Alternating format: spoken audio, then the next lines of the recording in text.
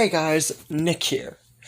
Today, we're going to be discussing pretty much near the end of Season 2, and actually switching to the Sanctuary for a quick peek at what Sophia has been up to. So, with that said, since Rick and Shane's dynamic is sorta kinda better now, how will this impact the rest of the story? This is part 3 to What If Sophia Joined Negan. Now, after Rick and Shane, as of the last episode, had their talk, and this time without fighting and everything since Randall wasn't there, they actually come back earlier. Now, whether or not this would stop Andrea from really helping Beth commit suicide, I don't know. But even if the worst possible case scenario, she did happen to get close to committing suicide like before happened, Rick and Shane would be there, and the situation would be dealt with easily. Now, important thing here to discuss is because of Sophia not being anywhere in the vicinity, as a walker or alive, this means that Daryl would continue his search for Sophia no matter what, especially after he saw the fact that Carol stood up to Shane.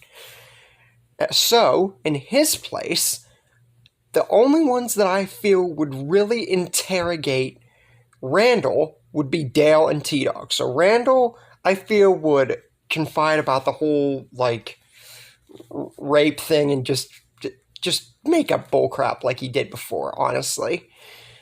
And later that evening, Rick says that he made a promise to Shane that if Randall did not come through on Sophia or his group, that he would kill him. Dale tries to sway him from this, even though he was there for the interrogation. He interrogated him with T-Dog himself, but like Rick said, he made a promise to Shane, and this guy, it's obvious, especially to Dale, it should be obvious, that this guy and his group, they don't have Sophia, and they are a threat, an immediate threat, and the fact that they drew on them and thought that they could trust him to find Sophia? How does Dale expect him to find peace with these people? It's just not right, and he needs to do what needs to be done. And this time, Rick is much more determined to put on his promise to kill Randall. Dale, albeit still against it because we all know how Dale was, understands where Rick is coming from much more this time around. So I feel he wouldn't go away from the area this time whenever Rick actually goes to put Randall down. Keep in mind, this would happen probably around the same time, if not a bit earlier, like an episode earlier or something. So, Rick does what he never did in the original and actually puts Randall down. Now, I've had this happen in maybe 1-2 stories, and with this, Shane was not expecting this, because sure, they had an argument and everything, and that kind of made Shane think that he really wasn't going to go through with it. Shane never really believed in Rick anyway, at least I feel until, he was killed in his final moments, but he wasn't expecting Rick to do this, and any doubts he had about Rick leading the group are severely dimmed down. Now, unfortunately, we still get the whole Carl and zombie, that stupid scene, except when the walker that Carl left and everything and didn't shoot comes into the camp, it is much different, because as I said, this would be like an episode earlier. So, and the fact that I feel Dale would be with everybody, the walker would either come right after Randall was killed and someone would just take care of it, or Dale would be on lookout, see the walker, and just take care of it himself. Either way, no one dies except Randall here, so there ain't nothing to worry about. Now, we cut to Daryl real quick, and he has been expanding his reach to try and find Sophia. This is Daryl he's getting desperate at this point. Before, he was definitely sure that he'd be able to find her, especially after they found the doll. But what he does find is not Sophia, something much more terrifying. a huge horde that seems to be going in the vicinity of the farm. Now, how would this happen?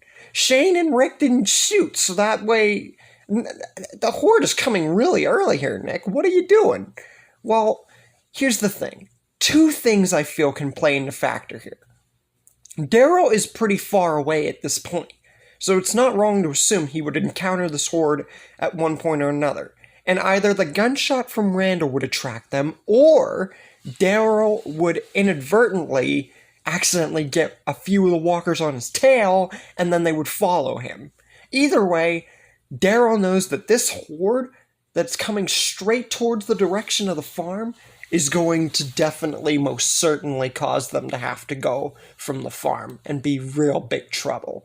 So, he goes back to the farm to warn everybody. Now, once everyone hears about this, Shane and Herschel, the number 2 people out of everybody, want to stay and defend the farm with their lives. Shane, because he doesn't really run away from fights unless it's absolutely necessary. We know how Shane was. And we know that Herschel, at this point, would die for his farm. He even said so himself. Now, Dale being around, he's not really sure that fighting the horde is such a good idea. Because what if Sophia is in this vicinity and has just been hiding out all this time? And everything else. I mean, it's a stupid thought, but... And they also just... Even though it's leaving the farm, they can't take a huge horde on like that. How do they know they even have enough ammo? Rick says, while that might be true, they've used a lot less ammo throughout all this time, I feel. So, Rick says that they're going to do what they have to. And if they come close to running out of ammo and there's still a huge bunch of zombies, well, they'll cross that bridge when they come to it. But with all the people that they have here, they should be able to make a stand. And Rick tells everybody to load up because they're getting ready for a big battle. Now, with all that said, we finally cut back to the sanctuary. And we haven't seen this since either last episode or the first part with Sophia meeting Negan. Like I said, we're going to be cutting back and forth until they actually meet each other. You know, Sophia and Rick's group again.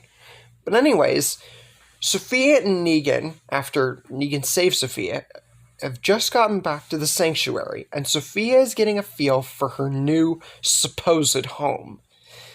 And she gets to meet Simon, Laura, Arat, Regina, and Gavin. The 5 head honchos besides Negan himself. The 5 main officers of the Savior group, if you will. And gets to meet all of the other saviors and the people she will be foreseeably spending a good amount of time with.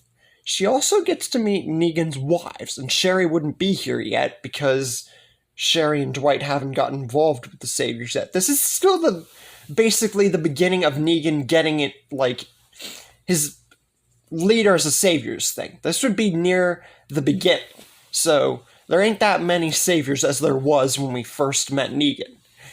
Now, Sophia seeing Negan's wives makes her feel uneasy, because it brings her back to a very uneasy point in her earliest times near the beginning, with Ed and everything, how he was towards not only her mom, but towards her herself, because we know very well what Ed was like and what he did. Once Sophia has gotten kind of a feel, she goes to Negan to talk to him. And she asks about all of the women that she saw in a separate part of the sanctuary. And what's the deal with them, what they're wearing, who they are, and why she's getting an uneasy feeling about what their backstory is. Negan says that this was expected, because many people that he's saved, or, you know, the amount of people he's saved, have questioned this too. They're basically women that he forced into marrying him, which he doesn't hold back here because she's a kid and feels like she deserves to know the truth, and says that he forced them to marry him so that way he could save them. It's basically like a win-win, sort of, explains a little bit more about the whole wives thing. And that it's not what it seems, because rape is severely not allowed here. But Negan says that she shouldn't have to worry about such things, because even though he's probably told her more than necessary, she's still a kid. She don't need to know about that stuff. And tells her to get a bit of a feel on, and then introduce her to a cache of weapons for when they all go out on runs. Once Sophia has gotten a basic feel for everything around the sanctuary, she goes to a specific gun cache where she finds a specific load of weapons that she can choose from. A hand cannon, a machete, a switchblade, a double-headed spear, a machine pistol, a shotgun pistol, and an assault rifle, a burst assault rifle. Now, what does Sophia pick? I feel, given Sophia, especially in this story so far, that she would go with only 5 of these weapons. The machete, the switchblade, the double-headed spear, the machine pistol, and the shotgun pistol. It just seems like something she would pick around this time. Doesn't mean that won't change later, it's just for now that's what she's going to have as her signature weapons. Now, Negan definitely likes the weapons that Sophia has picked out, and definitely compliments not only the fact that she has lived this long, especially out on her own, but the fact that she has a good taste in weaponry. Now, after Sophia has picked everything she wants, but it does take some time. You guys got to remember that. She's not going to do this all right away. It will definitely take time because she's still a kid. She's got to take time to know her surroundings and everything. But once she picks the weapons she feels she's most comfortable with, she asks, now that she's checked everything out and gotten her weapons, what now? Negan says for her to lay down and relax a little bit. She's had it rough out there. But once she finally relaxes and understands more about the sanctuary and himself, then he's going to take them out on a run to save more people just like her and understand truly what the saviors are all about, and tells her, welcome to your new home. Sophia smiles at this, definitely feeling a lot more comfortable around Negan and everyone than she was when they first met.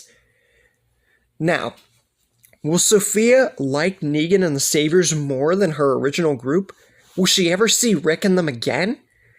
And where will they be going first to save more people? That's where we leave things for the moment. Hope you guys enjoyed the third part to this series. Hope you're enjoying What If Sophia Joined Negan as a whole. It's definitely a story I never saw myself doing, but something I'm really getting a kick out of too. But I hope you guys enjoyed, and I will see you guys in the next video.